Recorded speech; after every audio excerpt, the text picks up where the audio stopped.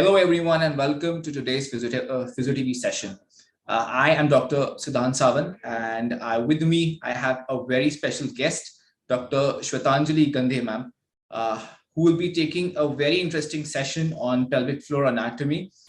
So before we start with the session, I would like to quickly introduce ma'am. Dr. Shwetanjali Gandhe is an assistant professor from Dr. Vithalrao Vikhe Patil's Foundation's College of Physiotherapy, Ahmednagar. She is a master's in community rehabilitation from Maharashtra University of Health Sciences, a PhD scholar currently from Lovely Professional University with an around of 4 years of experience in academics and 2 years of clinical experience. Ma'am holds 8 publications in the field of women's health and 2 copyrights, which I would like to emphasize on. And ma'am's 1 patent is already under process. She's a registered PT with HCPC UK and a certified carbon literate physiotherapist as well. Along with that, another feather in the ma'am's cap is she's also a Pilates certified instructor. So it's always good to have such multifaceted faculties with us. So welcome, ma'am. It's an honor to have you, and let's give you over now. Thank you so much, Dr. Siddhant, and it is indeed my complete pleasure to be a part of this initiative. And when you first told me, I was in fact intrigued what would I take as a topic, because sometimes when you want to let people know, a larger audience about physiotherapy, as well as the students who are going to utilize this opportunity. So I believe that a topic that has to be quite relevant with the young generation also and the young physiotherapists also. So that's why I chose the topic also. And thank you so much for having me here. The pleasure is ours, ma'am. Definitely. Yes. So for today, I have chosen the topic pelvic floor anatomy and its relevance as a PT. The contents of today's session would be starting with the anatomy of the pelvis. Then we would shift to types of female pelvis, the clinical relevance of female pelvis, the musculature attachment of pelvis, the perineum, abdominal muscles which are involved along with the pelvic fascia and the pelvic muscles and their significance. And lastly, we're going to see why as a PT would this information be required by us. So let's begin with the pelvis. So now the pelvis is obviously from anatomical point of view, all students know very well that the pelvis, it provides a protective shield to the pelvic organs, which are absolutely vital to the body. And the pelvis, it is actually a group of bones that is located in the lower part of your torso between your lower back and the thighs. Now, what happens is the pelvis is basically made up of 3 parts, that is the pubis, ischium and ilium. And it has several important functions that include supporting the weight of your upper body. Now, while walking, it directly transmits to the lower trunks, and while sitting, it transmits, the weight is transferred via the ischial tuberosities. So it acts as a connection point between the lower limbs and all the various muscles. It helps you stand, walk, and run, and it also protects the organs located in and around the pelvic area. So as you can see, I have shared a picture of the pelvis, and on my right side, on the left side, you have a pelvic picture of a pelvic bone, and on the right side, a small GIF that I have shared is which shows the inlet and outlet. Now, the inlet and outlet ring is, if I can share my pointer. Yeah. So the basic parts of any pelvis would be starting from the sacral promontory and ending to the coccyx. The coccyx, or the attached with the sacrum, is a quite flexible bone, which we are going to see its importance. Then comes the inlet, which is lined by the pelvic brim, and the ilium, ischium, and the pubic crest, which is the most important, the pubic symphysis. Now, why these are important is because during childbirth or during the end of the pregnancy, oxytocin, which is a very important hormone that is released in the female, is responsible for the movement of these ligaments and muscles that are attaching these small bones. Now, again, the pubic arch, the pubic symphysis, it becomes really lax. The sacrum, coccyx, all the muscles attached to these pelvic rim, the inlet and outlet cavity become really flexible and lax to allow maximum space for the passage of the baby. So these are very important. The inlet and outlet, obviously, if you see from the axial view, it's the inlet, and the lower part of the brim will become the outlet. Now the ligament support. Ligament support, here briefly we have 3-4 very important ligamentous support. That is the posterior iliac, sacroiliac ligament, the sacrospinous ligament, the sacrotuberous ligament, and the sacrospinous ligament.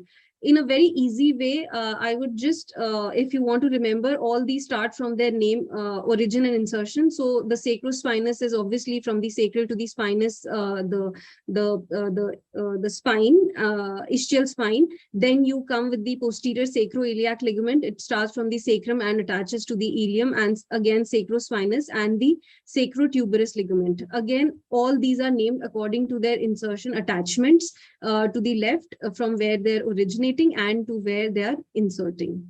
Now we come to a very important factor of sacral loading. Now, during pregnancy, during normal conditions also, what happens is the line of gravity, we all know that it passes through S1, S2, and it just directly goes down towards the torso.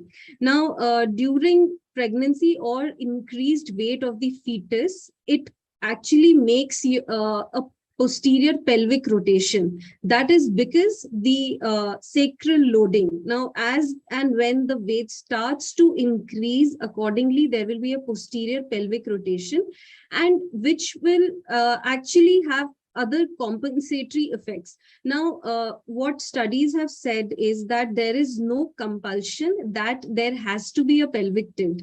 If your back, if your lower limb ligaments and the pelvic fascia are strong enough to hold the fetus in position, or the sacrum and the coccyx in position, then there should not be an associated enhanced lower lumbar lordosis. This is very important to know, because in all cases, or in all probably women who proceed towards their 9th month, we all assume that there has to be an increased lumbar lordosis and there will be associated changes. No, the associated changes with sacral loading have to be like flexion in the knees, or maybe thoracic kyphosis, then again going towards the cervical extension, and then forward head movement.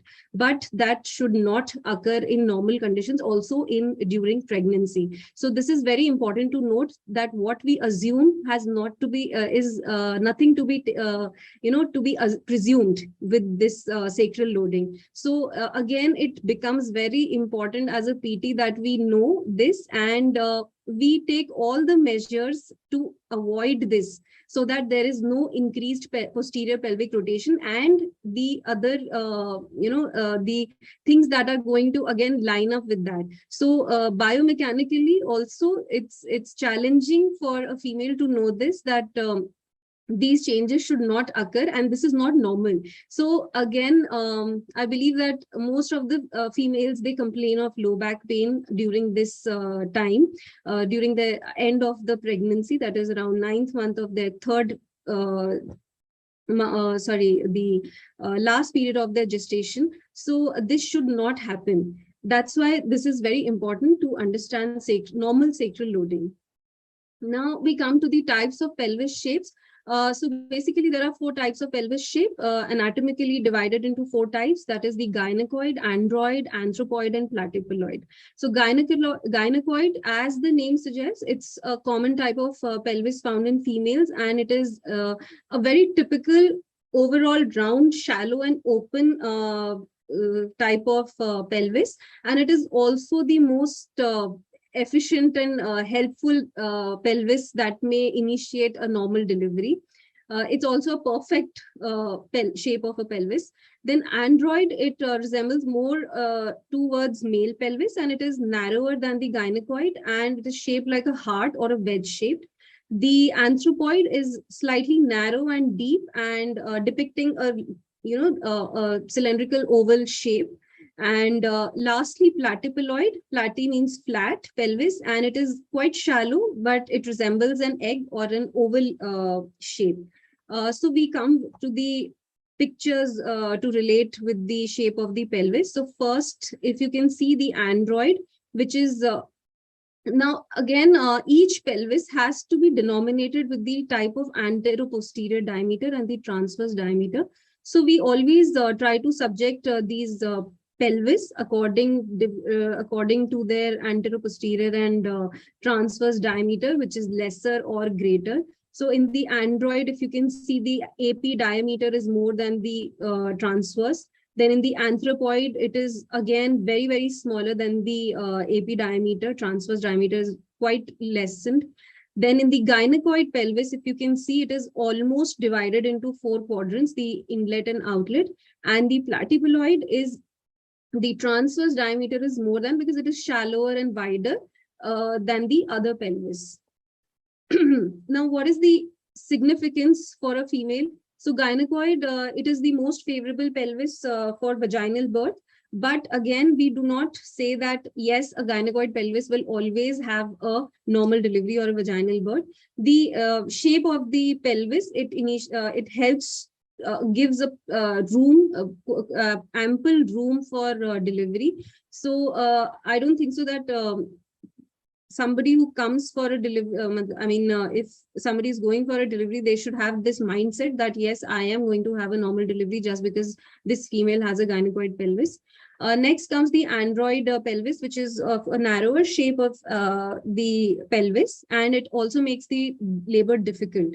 And the baby might move quite slowly through the birth canal, and some pregnant women have to go for a C-section. The anthropoid, it is elongated, it gives room, but for the baby to pass through, but again, it is narrower than the gynecoid, and the labor might long laster than the normal gynecoid as compared to the normal gynecoid pelvis. The last one is the platypeloid. Again, it has ample room because we saw that it is shallow, but there will be trouble passing through the pelvic inlet, and therefore it has to have a C-section at the end of the day, because the shallow pelvis, it does not allow the baby to pass through. And if the baby has a larger head, then it becomes all the more difficult. Now, again, why we, as a PT, why we would require to know all this is because the harm to the pelvic fascia during the labor hours, if it exceeds more than 6 to 8 hours or 10 hours, or maybe in some cases it is 12 hours. And also, according to the shape of the pelvis, if the female has to push longer and with more efforts, then it will definitely harm the pelvic fascia and lengthen the pelvic fascia to an extent that it can get strained. So these muscles will get injured during longer course of labor hours. So that's very important to understand here. Now, pelvic floor anatomy. What is the pelvic floor? Basically, it is a complex web of muscle fascia and the fibrous tissues that is helping to support the pelvic organs. Whenever we try to imagine, because nobody has probably seen the pelvic fascia, so a very simple and easy way to understand and imagine the pelvic fascia is something as if you're lying on a hammock. So the hammock is basically tied on both the sides on a tree, on 2 hooks from left to right, and your body is probably suspended in the hammock. So imagine that, or a ship on a deck which is anchored on both the sides. So these are 2 things that we try to understand with the help of to understand what is the pelvic fascia. And your body basically resting on the hammock is all the important pelvic organs. So it is just like it hangs, all the pelvic organs hang between the 2 ends which are tied on a left and right side. Also, it is very important to understand that pelvic floor is not only a muscle, it is a combination of fascia and the fibrous tissues. So the whole fascia and the tissues, it constitutes the pelvic floor anatomy. So these muscles, pelvic floor muscles, are extremely small, and these can get strained within like 6 to 8 seconds also. So imagine prolonged labor hours, which the female is going through, how it may and to what extent it may injure the pelvic floor. That is very important to understand. So now coming to the muscular components of the pelvic floor, I have very, very easily demarcated and tried to explain the pelvic floor components into deep pelvic floor layer and the superficial pelvic floor muscle layer. The deep is obviously forming with the help of levator ani and coccygeus muscle, and the superficial layer, it forms with the urogenital triangle or the diaphragm, which is also the urogenital diaphragm we call it, and the external anal sphincter. Now, as on the right side of the image, you can see the pelvic floor lies beneath, and all the organs are inserted into the pelvic floor fascia. So this is actually the hammock which is suspended, and the pelvic organs are being suspended in the pelvic floor. This is actually what it is supposed to be. Now coming to the muscular component, we are going to see each muscle one by one, and why is it important to know these deep and superficial components. So we'll start with the deep pelvic floor muscles, and the first one is the levator ani muscle. Now, levator ani, as the name suggests, it literally levates anything, and ani is anus, so it lifts the anus. The most important function of this levator ani is it tries to remove the strain on the endopelvic fascia. So it shifts the strain of the endopelvic fascia towards the levator ani muscle, and it supports the pelvic organ. There are three separate muscles in the levator ani which are important again: iliococcygeus, pubococcygeus, and puborectalis.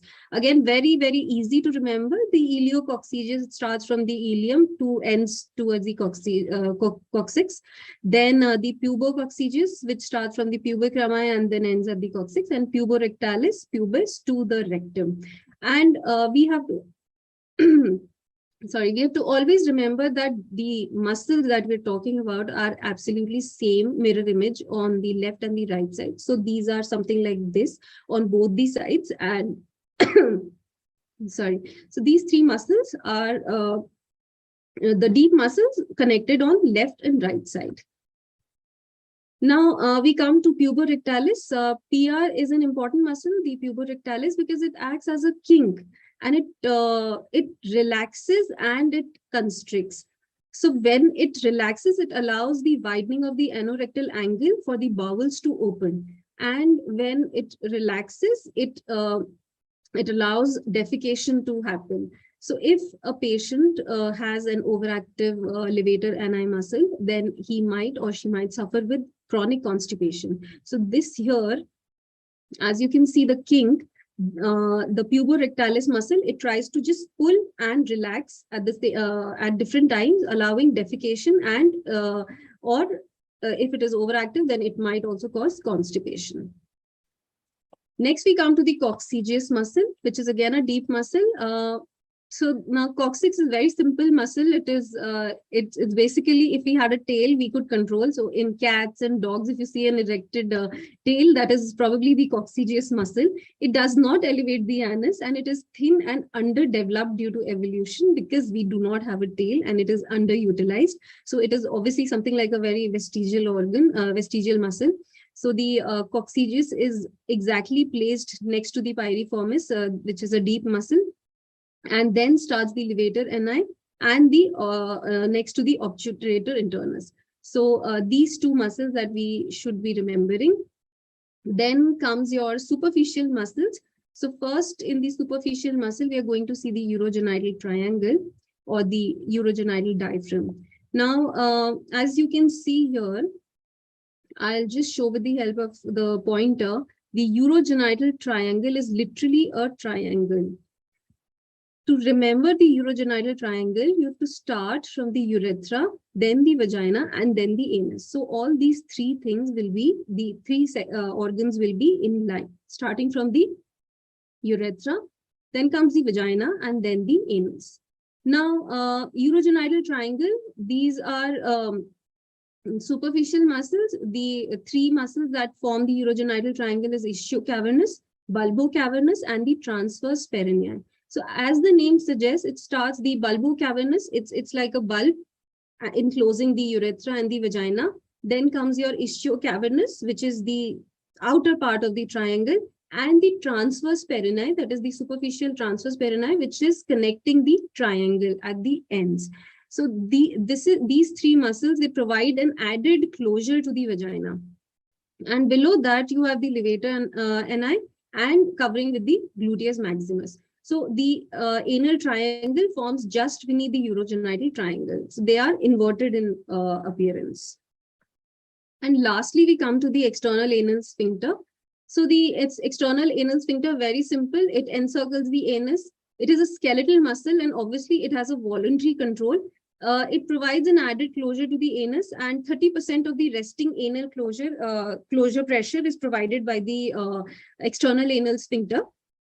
And 70% of resting anal pressure is not under our voluntary control. So it is slightly open, but major portion is it is always closed.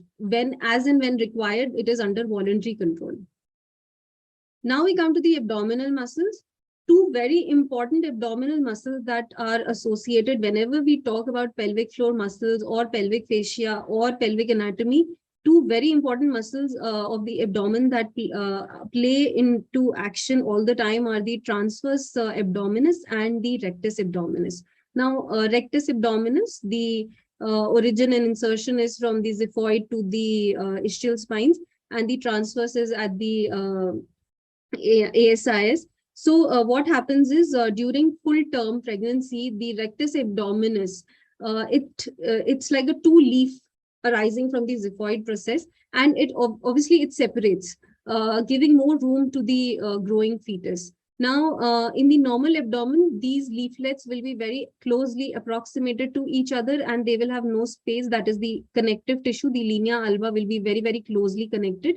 But at the end of full term, by the end of the full term, this rectus abdominis, it separates, and it is called as diastasis recti. The transverse abdominis muscle is also equally important because it is running transversely, and it is also stretching, as well as in females who undergo C-section. It is an important muscle which probably might go into weakness because of a C-section. That is, an incision would go transversely on the transverse abdominis muscle, and it may always remain into a weakened state. Then rectus abdominis also, it is very important because it is covering almost all the abdominal organs, that is your stomach or the large intestine and the small intestine. And if this muscle is not strengthened enough, or it is not protected afterwards also, it might give rise to herniatic conditions. So these two muscles are very important to be understood. Now, what happens for a relevance as a physio? So 5 most important things that we saw that we need to understand as a physio are probably, first, it provides any type of organ support, that is your pelvic organ support. It has a sphincteric function that we saw for the anus and the urethra. Then it also provides core support. That is, so if there is a weakened state of pelvic floor muscles, then it might give rise to low back pain also, and it is a part of the core muscles. So these are, as it is, very, very important. Sexual function, again, because sometimes what happens is the pelvic floor muscles, if they are weak, it might cause certain dysfunctions in the pelvic organs, and which is probably prolapse, organ prolapse, uterine prolapse, urethral prolapse, anal prolapse. All these might occur, and these pelvic floor muscles actually play a very important role in the sexual function, obviously. And lastly, circulation. So these pelvic floor muscles are a part of the circulatory circulation also, because blood flow is initiated through these muscles also, the inferior vena cava, and which they try to push when it tries to push the blood towards the heart. These muscles are also called something like a sump pump. So it's an important muscle.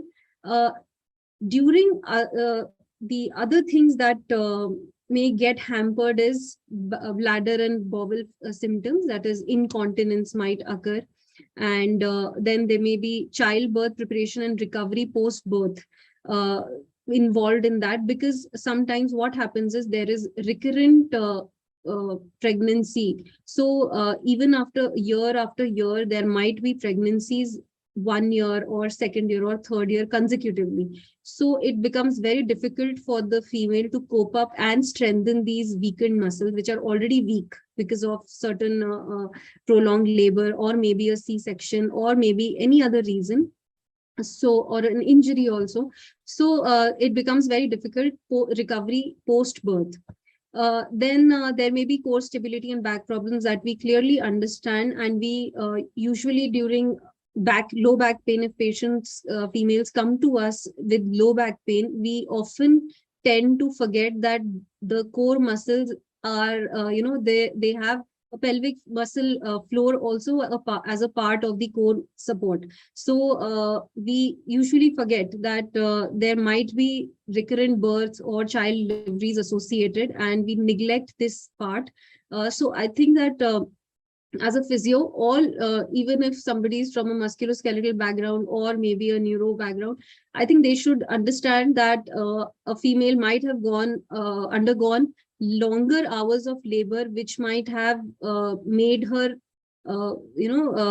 have certain kind of low back pain which is not getting treated, or there might be some other reason also. The low back pain, if I say, it might be associated with organ prolapse also, because the symptoms for uterine prolapse or urethral prolapse or any organ prolapse related to pelvic floor muscle is they start with mild pain towards the radiating pain towards the back also. So if any physio would not have that thought behind, then he or she might be only treating the superficial nature of the back pain, and they might fail to understand that there is a possibility that the pelvic floor muscles are also weak. So this is very important to cover up and include in the assessment of any pelvic floor muscles. So this was the end, and thank you so much. So this was from my side. Any questions? Hello, ma'am. Hi.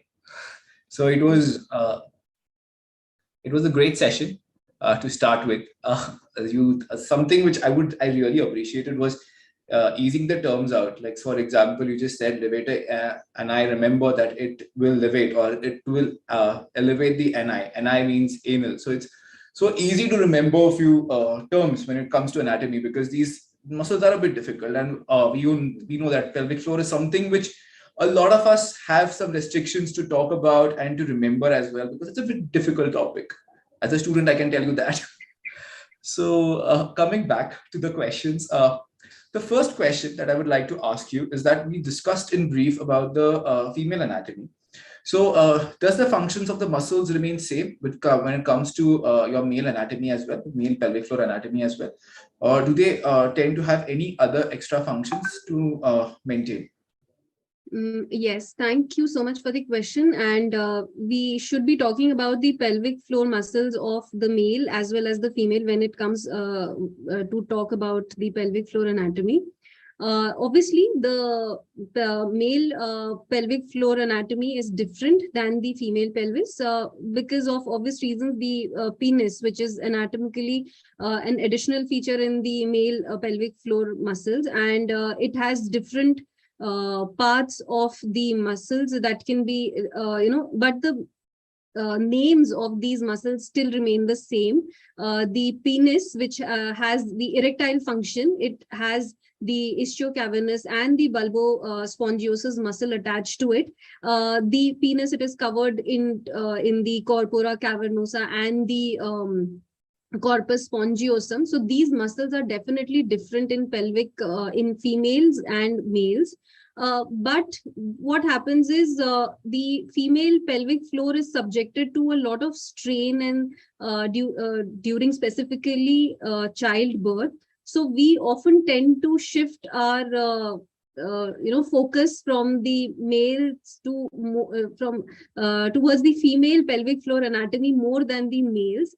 But I would also say that if a male has undergone prostate removal because of prostate cancer, which is very common condition in males, so they also suffer with the same symptoms of incontinence and prolapse. So we should not neglect these muscles in the male pelvic floors also. The symptoms always remain the same. There has been incontinence in male patients also because of the weakness of pelvic floor fascia. Yeah. Yes. Thank you so much for the answer. One last question. You mentioned, you can correct me. You mentioned about the fact that the puborectalis is something that it basically, when it's overactive, it's known to cause constipation. I hope I'm correct. So, is there a specific method to come to know if it's actually the constipation is because of puborectalis, or on the other hand, it's the other way around, where the patient is suffering from constipation and the puborectalis then goes in overactivity? Basically, an examination by the general practitioner would reveal that whether fecal matter is actually present in the intestines or not. And also, if the puborectalis has been constricted, there has to be another neurological condition associated with it.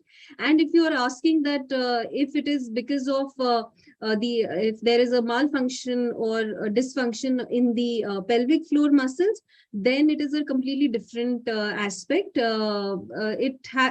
It shouldn't be overactive. In that case, then it has to be lax.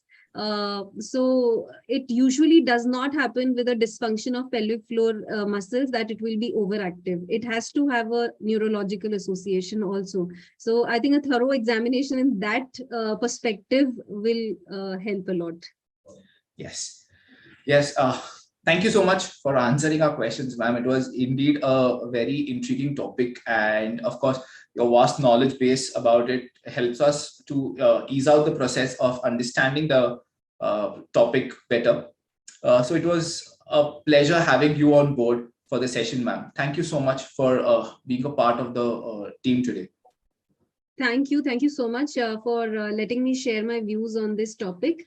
And I am really grateful to Physio TV for having me, and more than happy to share my thoughts. Thank you so much once again. Thank you so much, everyone. And we hope to see you in the next session soon. I hope you had a fun learning session today, and we'll be having more intriguing sessions coming up. Thank you so much.